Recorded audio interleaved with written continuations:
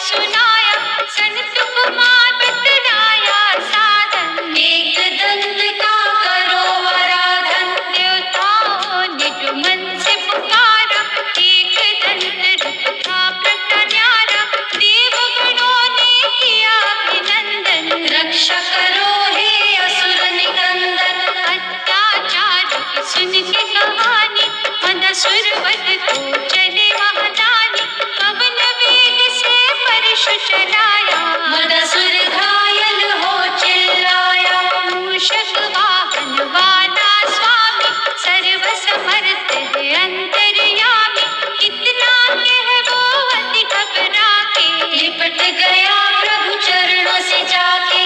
हुआ दर्शन सौभाग्य है मेरा, मद अभिमान का हर लो अंधेरा, आज से अपना दास बना लो, धो दो पाप मुझे अपना लो। बिनती उसकी प्रभु ने मानी, बात कही फिर जग कल्याणी, चाहते भी पूजा कहो विधाना, भूल के भी ना तुम वहाँ जाना। सुन प्रभु वाणी शीश झुकाकर, रहने लगा पार